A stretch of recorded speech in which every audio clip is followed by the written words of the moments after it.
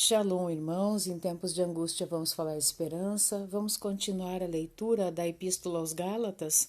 Vamos fazer a conclusão aí no capítulo 5 e 6, certo? Vou ler aqui na Nova Bíblia Viva. Diz assim: Foi assim que Cristo nos libertou. Agora cuidem de permanecer livres e não fiquem novamente presos pelas cadeias da escravidão. Bom, eu quero ler com vocês o livro de Números, no capítulo 11, a partir do verso 5, quando o povo de Israel já estava ali no deserto, tá? E eles começam a murmurar. Então, vamos ler aqui, a partir do verso 4. Um grupo de estrangeiros que havia no meio deles, né, no meio dos israelitas, estava com muita vontade de comer carne, e até os próprios israelitas voltaram a reclamar, dizendo: Ah, se tivéssemos carne para comer. Na verdade, eles levaram junto com eles um grande rebanho, né? Só que a caminhada seria longa, eles não poderiam abater muito frequentemente um animal, e até porque o povo que estava ali era de milhares de pessoas, né? Então eles começaram a se queixar. No verso 5 diz assim: Lembramo-nos dos peixes que comíamos de graça no Egito, por causa do Nilo, né? Além dos pepinos, dos melões, dos alhos silvestres, das cebolas e dos alhos. Bom, aqui é por causa da fome, eu não diria fome, né? Porque o Todo-Poderoso, ele, com certeza, ele não deixou o povo passar fome. Mas, conforme, né, o ser humano, ele nunca está satisfeito com nada, né? Eles começaram a se queixar. E nessa queixa, o Egito virou o melhor lugar da face da terra para se viver. Então, eles esqueceram que eles estavam desfrutando de uma liberdade e começaram a sentir saudade da escravidão, irmãos. Por vias tortas, eles estavam falando aqui de comida, mas se eles tivessem que voltar para o Egito, eles não voltariam livres, eles voltariam a ser escravos. Por mais que tivessem aí carne para comer, melões, alhos, cebolas, enfim, né? Eu acredito que, como escravos que eram, a comida era bem racionada, né? Mas, enfim, é isso, justamente isso que fala aí, está falando no livro de Gálatas, tá? No sentido que o Mashiach, ele nos libertou do que, irmãos? Do que? Do pecado, tá? Muitas pessoas dizem que a Torá foi pregada no madeiro juntamente com o Mashiach. Na verdade, os nossos pecados foram pregados. A Torá, ela nos informa o que é o pecado, não é o pecado em si. Ela é uma instrução que nos mostra o que é o pecado e qual o que devemos, né, como devemos proceder, certo? Então, não foi a Torá que foi pregada, mas os nossos pecados, ele foi feito maldito em nosso lugar. Então, os nossos pecados foram pregados no madeiro, certo? Então, a partir de que nós confiamos no sacrifício do Mashiach, aceitamos esse sacrifício, né, por fé, nós somos libertos. Por quê? Porque nos tornamos novas criaturas e nós não desejamos mais essa vida de escravidão que nós tínhamos. Não é como o povo lá no deserto. Você não pode dizer que você está no Mashiach, que você ama ao Mashiach e você ainda deseja as coisas do mundo. Isso não é compatível. Tá? Quem verdadeiramente é nova criatura, foi tocado pela Ruach HaKodesh, o Espírito Santo, ela é muito pelo contrário. Ela não quer o mundo. O mundo, para ela, é algo estranho. É algo que não se encaixa mais no seu ser. Nada mais se encaixa. Só que ali, aquele povo estava sentindo falta, entre aspas, do alimento, mas para ter aquele alimento no Egito, eles teriam que voltar a ser escravos, né? Se as pessoas estão se dizendo convertidas, mas ainda sentem falta, entre aspas, dos alimentos do Egito, é porque realmente não foram transformadas, não foi feita a circuncisão no coração, tá? Então diz assim: foi assim que Cristo nos libertou. Agora cuidem de permanecer livres e não fiquem novamente presos pelas cadeias da escravidão. Quem acompanhou desde o primeiro vídeo, isso aqui é uma série de vídeos da Epístola aos Gálatas, eu convido você a começar do princípio, porque eu não vou repetir muitas coisas que eu já falei, tá? Então, eu já expliquei sobre isso nos vídeos anteriores, que a Torá não é em si a escravidão, não, mas sim as questões legalistas que os judeus colocavam sobre as pessoas, isso sim se tornava em escravidão. Então as pessoas queriam voltar, né, àquela escravidão, ou os judeus achavam, né, que eles tinham que permanecer daquela mesma forma que eles eram, não se tornar novas criaturas. E isso não quer dizer que eles abandonariam a Torá. Escutem bem o que eu, Paulo, digo a vocês. Se vocês estão contando com a circuncisão e a guarda das leis judaicas para fazê-los justos diante de Yahweh, então Cristo não pode salvá-los.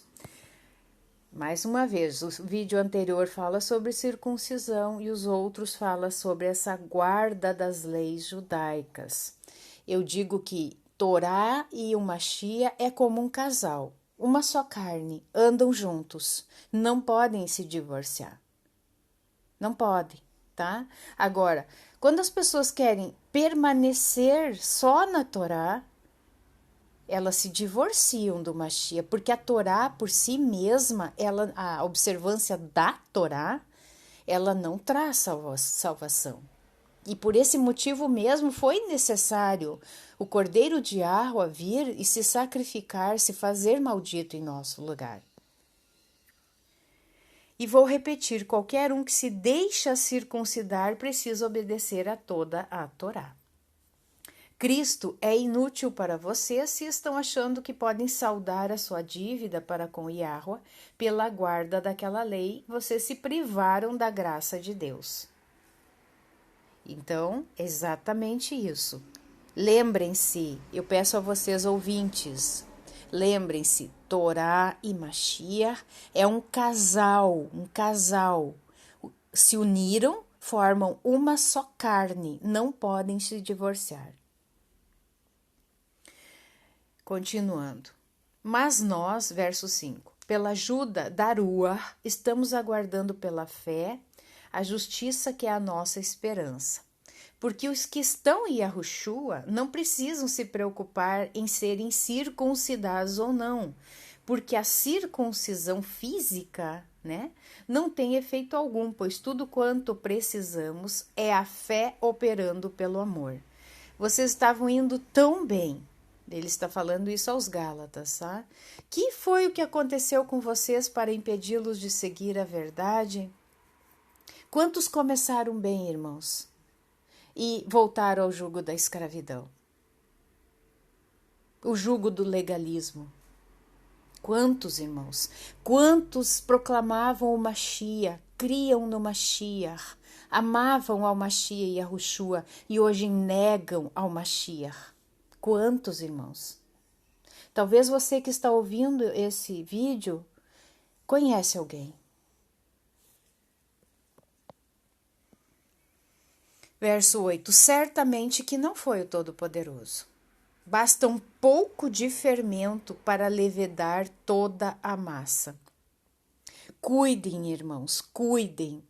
Que tipo de pessoas você está ouvindo? Que tipo de pessoas você está te influenciando? Que tipo de pessoas se dizem conhecedores da verdade, mas misturam verdade com mentira? E eu sempre digo isso, a mentira, nem que seja 1% de mentira, que é o levedo, né? Colocado em 99% de verdade, vai levedar toda a massa. Cuidado, prestem atenção, peçam discernimento espiritual, peçam ao Todo-Poderoso, Pai, me revela quem é esta pessoa, me revela, não me deixa no engano. Me mostra se eu estou andando no caminho correto. Me mostra se as pessoas que estão me influenciando são pessoas dignas, se são pessoas aprovadas por ti. Verso 10. Estou confiando no Senhor para fazê-los voltar a crer como eu a respeito dessas coisas. O Todo-Poderoso se encarregará daquela pessoa, seja quem for, que vem perturbando e confundindo vocês. Não se preocupe. Dos olhos, né, da visão do Todo-Poderoso, ninguém escapa. Ninguém. Verso 11. Irmãos, eu não prego que a circuncisão e as leis judaicas são necessárias ao plano da salvação. Se eu pregasse tal coisa, não seria mais perseguido. É óbvio, né? Pois essa mensagem não desagrada a ninguém. O fato de ainda estar sendo perseguido prova que eu continuo pregando o escândalo da cruz.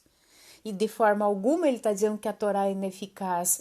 O problema é que as pessoas colocam a salvação numa prática legalista da Torá, sem o Mashiach. Divorciados, apostatados do Mashiach. Verso 12. Quanto a esses mestres que perturbam vocês, eu gostaria que eles mesmos se mutilassem. Porque vocês, caros irmãos, receberam a liberdade, não a liberdade para dar lugar à vontade da carne, né? A libertinagem, mas a liberdade para amarem e servirem uns aos outros. Pois toda a Torá, a lei, né, pode ser resumida neste único mandamento: ame o seu próximo como a si mesmo. Isso aqui é um equívoco que o sistema religioso faz, né, quando o Mashiach diz, né, que toda a Torá se resume em 2 mandamentos. O que tem que ser entendido, irmãos, né? Nós temos as 10 palavras, os 10 mandamentos, que tudo se resume nisso, né? Por exemplo, o primeiro mandamento: amarás a Yahweh, o seu poderoso, de todo o seu coração, de todo, né, com toda a sua capacidade, não terás outros deuses, não usará o nome de Yahweh em vão. Tudo isso reflete o amor, né, a devoção, a fidelidade ao Todo-Poderoso, ok? E as 5 primeiras palavras faz essa relação de amor entre nós e o Pai. As outras 5 palavras, né, até o 10º, ela fala do nosso relacionamento com o próximo. Quando vai falar que nós temos que honrar pai e mãe, nós temos que amá-los, respeitá-los, nós não podemos adulterar, nós não podemos roubar, nós não podemos dar falso testemunho contra o próximo, nós não podemos cobiçar as coisas do próximo. Tudo isso se refere ao próximo. Então, nós temos que saber fazer uma interpretação das coisas, irmãos. Sem amor, o amor é a obediência aos mandamentos de Yahweh. Não é esse amor, vocês estão acostumados, irmãos, com esse amor romano, esse amor que Roma colocou. Mas esse amor é carnal. Esse amor das Sagradas Escrituras, ele é espiritual, é relacional, não de carne, mas de alma, de espírito, de generosidade, de misericórdia, de compaixão, de doação. Vai muito além do que um amor carnal. Vamos continuando aqui.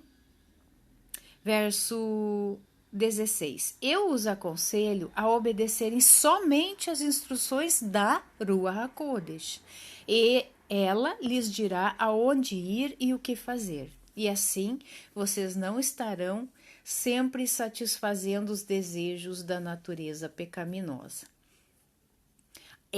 Ruach é a palavra hebraica para não é espírito, não quer dizer espírito, quer dizer sopro, vento, é Ruach, é um artigo feminino, tá? É traduzido, né, como Espírito Santo, tá? Mas no hebraico é Ruach HaKodesh. Por isso que eu coloquei aqui, né? Somente as instruções da Ruach HaKodesh. Então, nós temos que ouvir, né? Ter os ouvidos preparados para ouvir, né? O vento, o sopro, a direção para as nossas vidas, tá? Porque somente a Ruach HaKodesh que nos convence do juízo, da justiça e do pecado. Então, é através dela, né, que virá toda a direção para nossas vidas e que poderá nos capacitar, né, a sair desse pecado muitas vezes incrustado dentro de nós.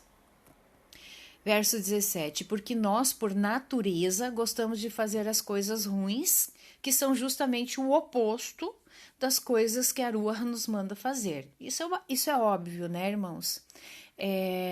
Lá no Éden aconteceu, né? Não estou dizendo aqui que nós temos um pecado herdado de Adão e Eva, isso também foi um equívoco da religião, mas infelizmente a semente do mal foi plantada, né? Então nós temos, por isso aquela representação do povo oriental, dos japoneses, né? Do yin e do yang, né? O que é o yin e o yang? É uma metade branca com um pontinho preto, isso representa aquela questão má, né? Dentro da questão boa. E do outro lado, por vezes, é totalmente trevas com um pontinho branco, né? Então, é essa mistura que aconteceu. Então, dentro de nós, no nosso DNA, está este mal. Uns em maior proporção, outros em menor proporção, mas está essa natureza má, né? O próprio Shaul Hachalia, ele disse, o apóstolo Paulo, o bem que eu quero fazer eu não consigo, mas o mal que eu não quero fazer, esse eu acabo fazendo, né? Continuando, então, e as coisas boas que desejamos fazer quando o Espírito nos domina são justamente o oposto dos nossos desejos naturais. Estas duas forças dentro de nós estão lutando constantemente uma contra a outra a fim de ganhar o domínio sobre nós. E os nossos desejos nunca estão livres de suas pressões. Então nós vivemos, irmãos, eu sempre digo, o nosso maior adversário é nós mesmos. Não pense que o teu maior adversário é o teu vizinho, é um familiar, é um inimigo declarado. Não! O nosso maior inimigo somos nós mesmos. A maior guerra travada é dentro de nós. E é isso justamente que Paulo está dizendo. Tá? Que dentro de nós é uma constante luta. Nós queremos fazer o bem, mas acabamos por fazer o mal, né? Verso 18. Se vocês são guiados pela Ruach, né, pelo Espírito Santo, não estão mais debaixo da lei, debaixo da Torá, da legalidade da Torá. Ora, as obras da natureza humana produzirão os seguintes resultados. Ele vai dar exemplos aqui, tá? Imoralidade sexual, todo tipo de imoralidade, tá? O Todo-Poderoso, ele fez homem e fez mulher para se tornarem uma só carne e gerarem uma descendência, certo? Um relacionamento em santidade, ok? O que fugir disso, irmãos, é imoralidade sexual. O que fugir disso, todo tipo que você pensar, é imoralidade sexual. Mesmo que você, como o próprio Yahushua disse, perguntaram, né, com relação ao adultério. Mesmo que você efetivamente, fisicamente, não cometa adultério, né, seja com ou a mulher com o homem com a mulher, mas se você na mente, você já teve um pensamento de cobiçar, né, o outro ou a outra e muitas vezes fantasiar coisas com relação a essas pessoas, você já adulterou. E o Todo-Poderoso, que sabe todas as coisas, ele sabe disso. Você pode esconder na tua mente, somente o Todo-Poderoso sonda. Ser humano nenhum sonda a nossa mente, né? Mas de Yahweh ninguém pode se esconder. Impureza, libertinagem, que não é liberdade, é libertinagem, idolatria e feitiçaria. Idolatria não é somente você se curvar a uma imagem esculpida, certo? Você pode idolatrar qualquer coisa que coloque acima do Todo-Poderoso. Você está colocando todas as suas forças, as suas energias, a sua confiança em alguma coisa acima do Todo-Poderoso. Isso é idolatria. Continuando. Feitiçaria. Não é somente aquelas que se definem bruxas, né? Mas simpatias, mantras. Que mais que eu poderia dizer? Você confiar demais na farmaqueia. Farmaqueia, o que é? Na farmácia, nos remédios industrializados, porque isso é feitiçaria. Tá? Você não cuidar do templo que foi te dado, né? E por isso você fica doente, certo? Você se alimenta mal, você tem gula, você se alimenta em excesso, você não faz uma prática esportiva, você não bebe água, enfim, tantas coisas. E não é só a saúde física, a saúde mental, tá? Isso não deixa de ser uma feitiçaria, tá?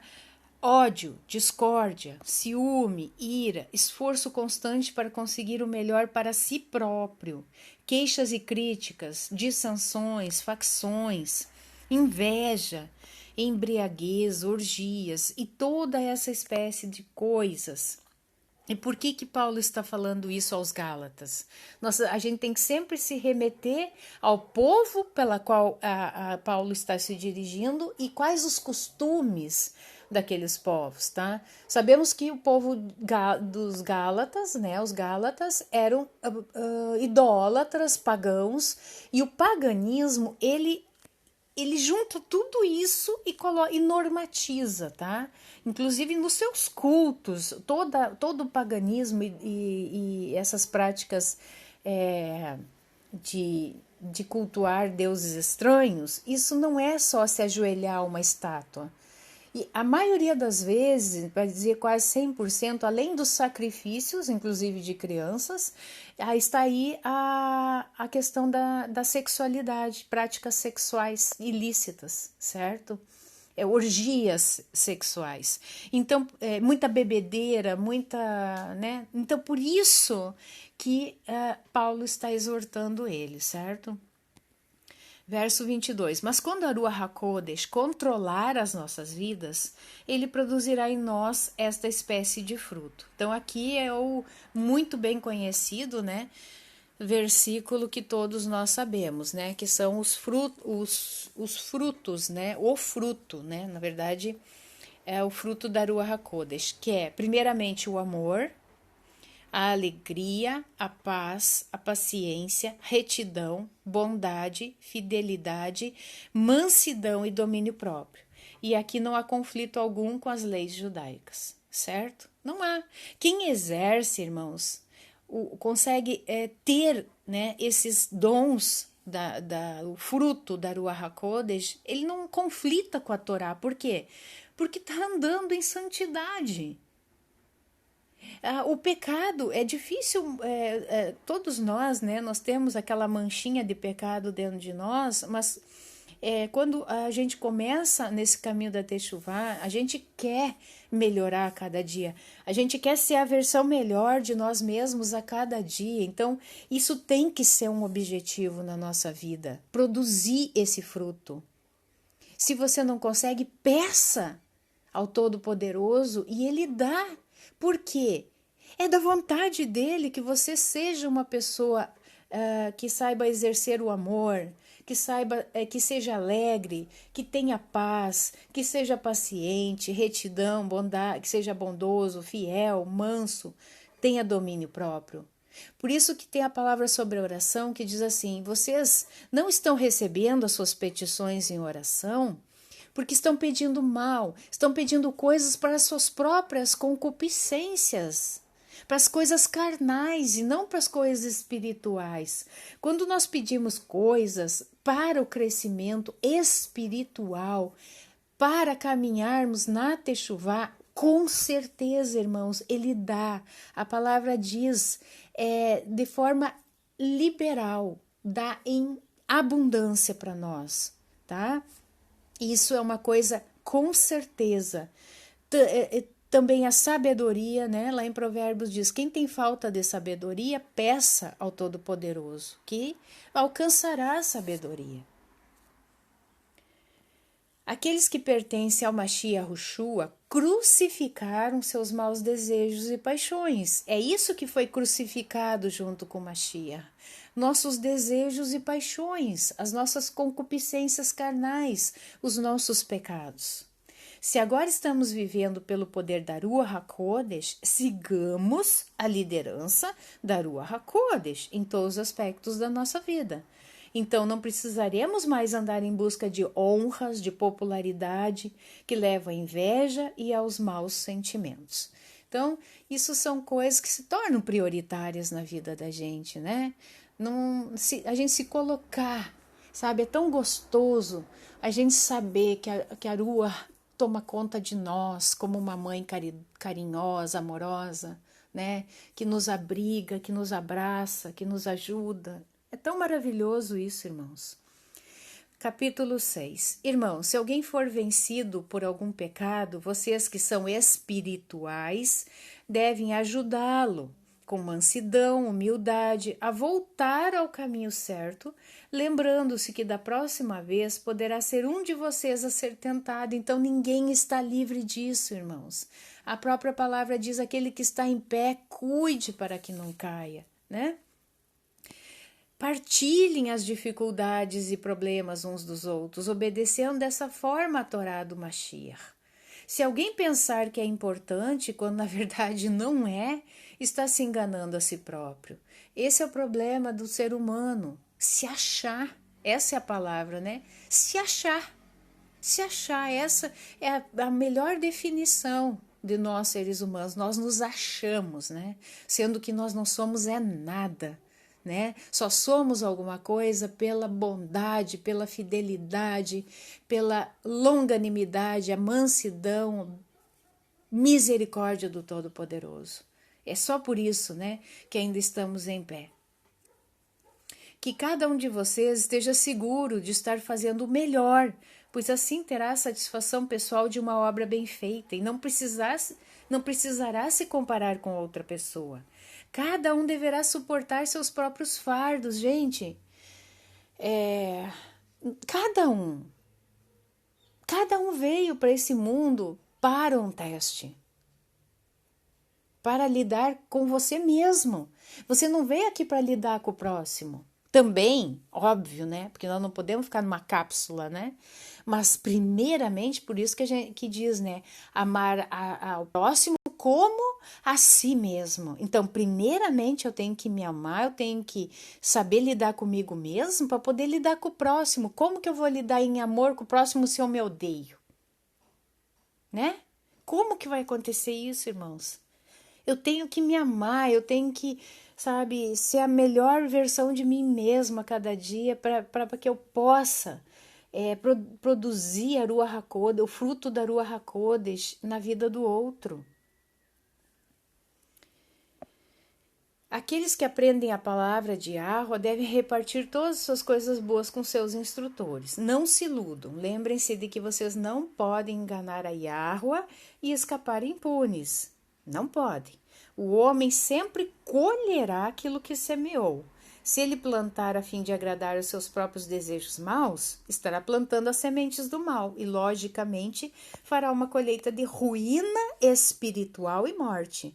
Mas se plantar as coisas boas da Ruach, ele colherá a vida eterna que a Ruach HaKodesh lhe dá.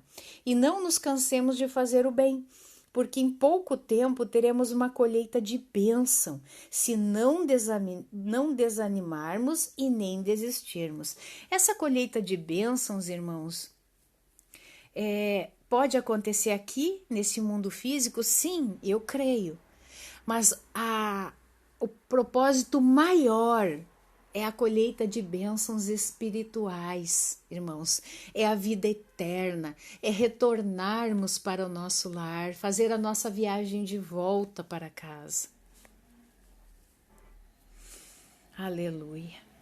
Verso 10. É por isso que, tanto quanto pudermos, devemos sempre fazer o bem a todos, especialmente aos nossos irmãos cristãos, aqui ele fala, né? A todos o remanescente, eu gosto de usar esse termo. Eu vou escrever estas palavras finais com a minha própria mão. Vejam as letras grandes que estou escrevendo. Aqueles mestres no meio de vocês que estão procurando convencê-los a se circuncidarem, estão fazendo isso por uma única razão. Desejam causar uma boa impressão, evitar a perseguição que sofreriam se admitissem que somente a cruz do Mashiach pode salvar. E nem mesmo aqueles mestres que se submetem à circuncisão guardam as outras leis judaicas. No entanto, querem que vocês sejam circuncidados para poderem gabar-se por terem colocado o sinal da circuncisão no corpo de vocês. Quanto a mim, não permita o Todo-Poderoso que eu me gabe de coisa alguma, a não ser do madeiro de Yahushua. Por causa desse madeiro, meu interesse por todas as coisas atraentes do mundo já foi morto há muito tempo. E o interesse do mundo em mim também há muito está morto. Não faz diferença nenhuma agora se fomos circuncidados ou não. O que vale é se fomos realmente mudados em pessoas novas. Colossenses 3,11. Nessa vida nova já não há diferença entre grego e judeu, circunciso e incircunciso, bárbaro e cita, escravo e livre. O que importa é que a pessoa tenha o Mashiach e ele é igualmente acessível a todos. Que a paz e a misericórdia de Yahuwah sejam com todos vocês que vivem por esta norma e com todos quantos em toda parte pertencem realmente ao povo de Yahuwah. Daqui por diante, ninguém procure discutir comigo sobre estas coisas, pois eu carrego em meu corpo as cicatrizes de Yahushua. Queridos irmãos, que a graça do nosso Senhor e Yahushua seja com todos vocês, e assim seja. Terminamos então a Epístola aos Gálatas. Eu desejo de todo o meu coração que vocês, todos nós, sejamos tocados por essas palavras. Shalom.